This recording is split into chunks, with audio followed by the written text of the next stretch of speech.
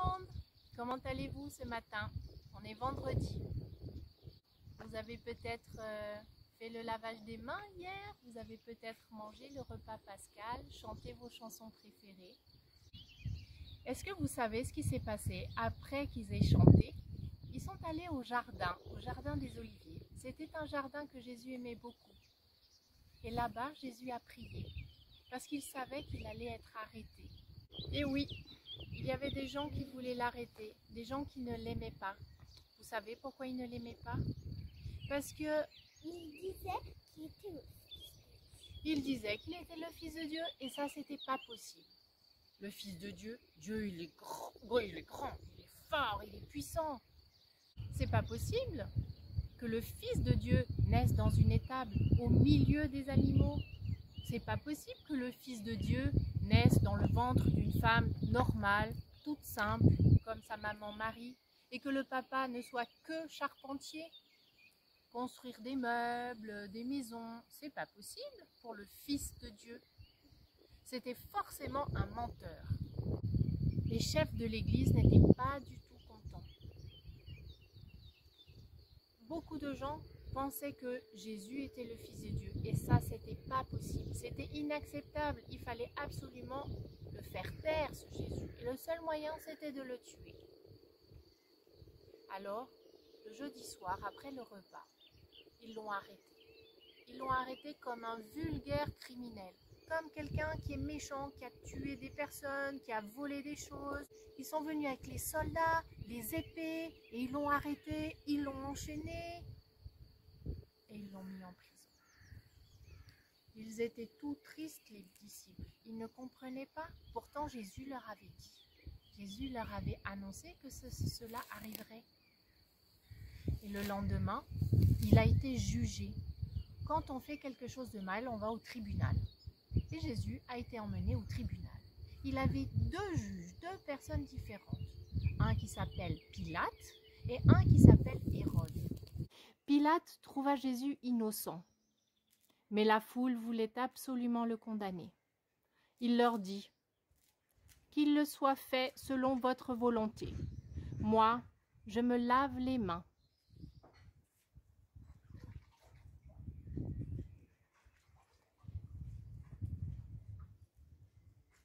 Pilate s'est lavé les mains. Il s'est lavé les mains pour dire « Ce que je vais faire, c'est sale, c'est mauvais.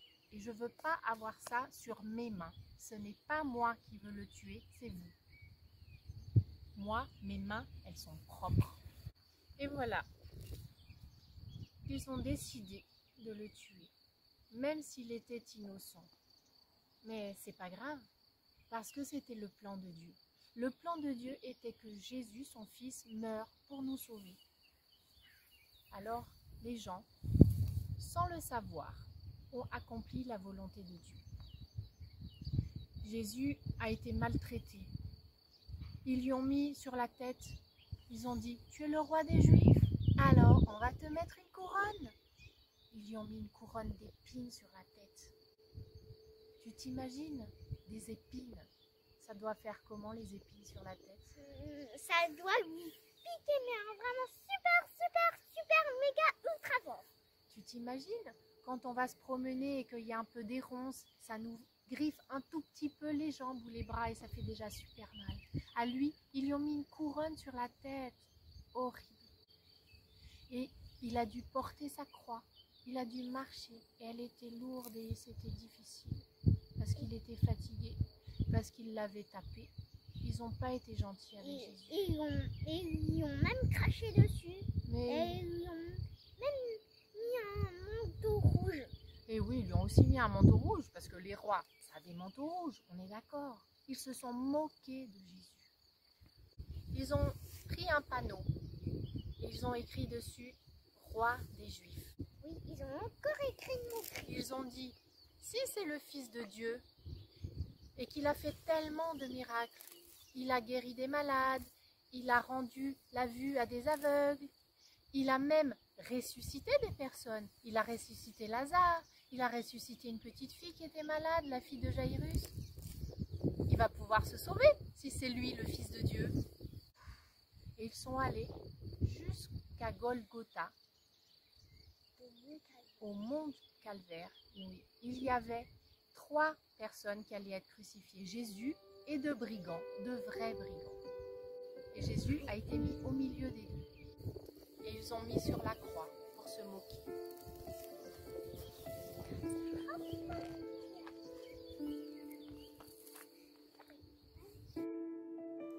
Ils clouèrent Jésus sur la croix. « Père, pardonne-leur » dit Jésus dans un souffle. Ils ne comprennent pas ce qu'ils font. Bien sûr, Jésus aurait pu se libérer, se secourir lui-même, sans aucun problème. Il était vraiment le Fils de Dieu. Un seul mot aurait suffi pour que tout cela s'arrête. Mais Jésus resta. Tu vois, les gens ne comprenaient pas. Ce n'étaient pas les clous qui maintenaient Jésus sur cette croix, c'était l'amour. Les larmes coulèrent sur le visage de Jésus. Il n'était que midi. Pourtant, une obscurité terrible recouvrit la surface du monde entier. Le soleil ne pouvait plus briller. La terre vibra et trembla. Les hautes montagnes furent ébranlées. Des rochers se fendirent en deux, à tel point qu'on aurait dit que le monde entier allait s'écrouler, que la création elle-même allait s'effondrer. La violente colère de Dieu se manifestait avec toute la force d'une tempête pour se déchaîner contre le péché et s'abattre sur son propre Fils plutôt que sur tous les hommes. Dieu n'avait que cet unique moyen pour détruire le péché, sans détruire ces hommes au cœur rempli de péché. Puis Jésus cria d'une voix forte, « C'est terminé !» C'était vrai, il l'avait fait. Jésus avait porté secours au monde entier. « Père, » cria Jésus, « je te donne ma vie. » Et avec un grand soupir, il se laissa mourir. Des nuages et des ombres étranges remplirent le ciel, violet, orange, noir, comme ces bleus qu'on se fait quand on se cogne. Jésus est mort, tu t'imagines? Il a été cloué sur la croix, alors qu'il n'avait rien fait. Avec ses mains, il avait béni, guéri, embrassé. Il n'avait fait que du bien. Et il est mort.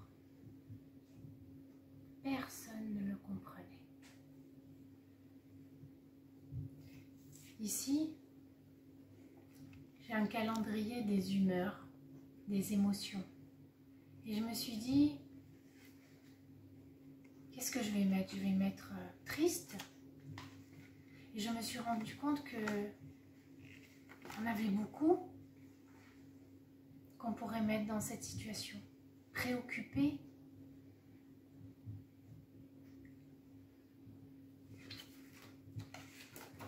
angoissé. Tu t'imagines ton ami que tu pensais devenir roi, il est mort. Dépassé. On ne comprend pas. C'est pas possible. Furieux. Comment c'est possible qu'ils ont pu tuer Jésus? C'est inimaginable. L'homme le plus doux, le plus gentil de la planète, ils l'ont tué.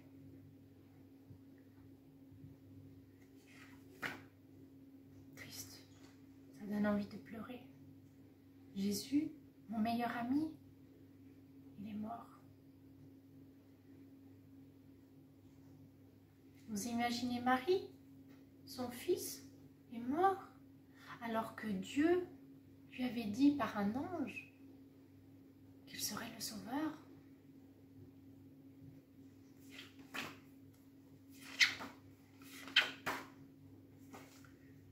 tourneboulé. Ça, toutes les émotions sont mélangées.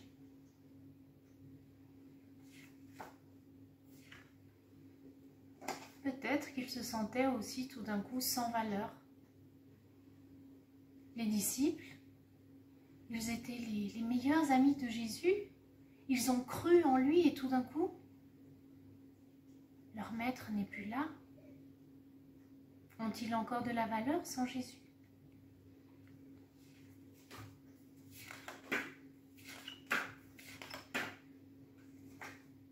Peut-être qu'ils se sentaient coupables de ne pas avoir pu protéger Jésus. Peut-être qu'ils auraient pu faire quelque chose pour l'aider, mais ils n'ont pas pu.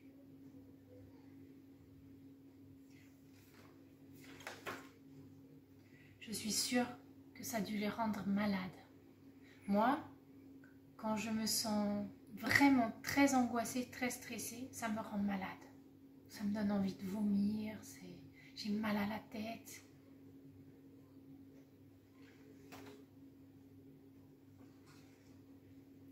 Peut-être qu'ils se sont sentis blessés aussi. Parce qu'ils ont fait confiance. Et peut-être qu'ils n'auraient pas dû faire confiance. Peut-être que Jésus, en fait, finalement, c'était pas vrai ce qu'il disait. On ne sait pas.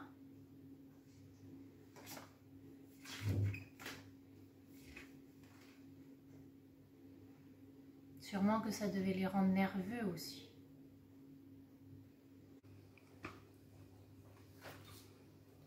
Pensifs. Mais oui, parce que... Attends, il faut que je réfléchisse, que je pense un peu. Comment ça se fait?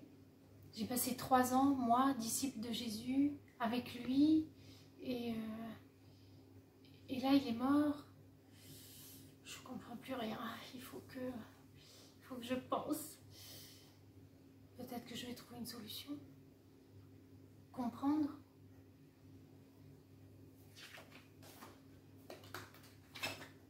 Sous pression.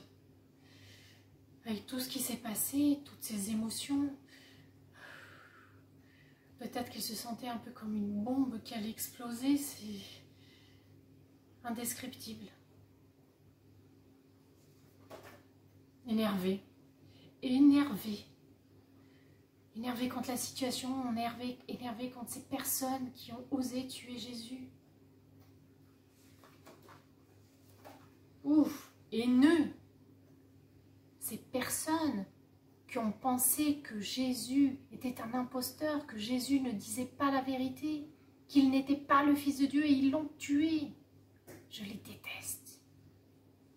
Peut-être que certains ont pensé ça. Désemparés.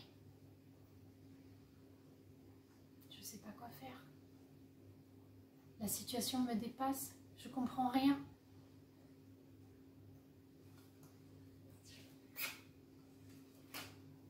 Désespéré. Comment c'est possible? Le Fils de Dieu est mort. C'est plus que de la tristesse qu'ils ont dû ressentir ce soir-là.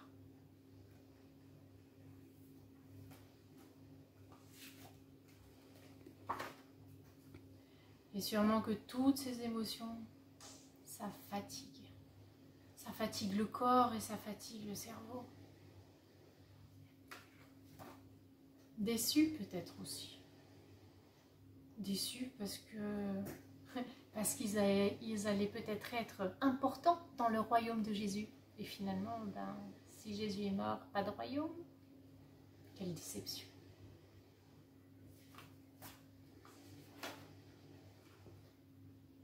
Peut-être qu'ils ont dit, je me sens vide.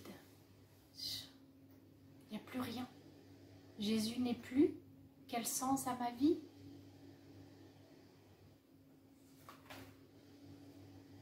Ils ont dit se sentir seuls, mais tellement seuls. Sans Jésus, que faire? Il était le centre de leur vie.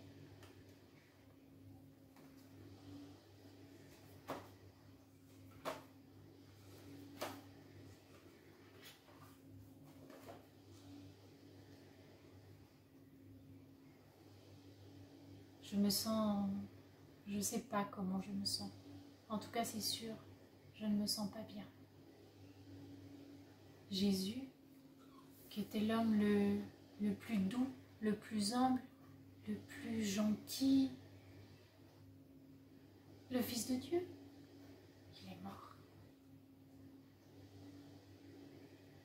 Comment tu te sentirais, toi, ce vendredi où Jésus est mort? Évidemment, nous, on sait qu'il n'est pas resté mort longtemps. Alors, je te souhaite pour demain un bon sabbat, même si c'est un sabbat anniversaire triste, parce que Jésus est mort. On se donne rendez-vous demain. Que Dieu te bénisse.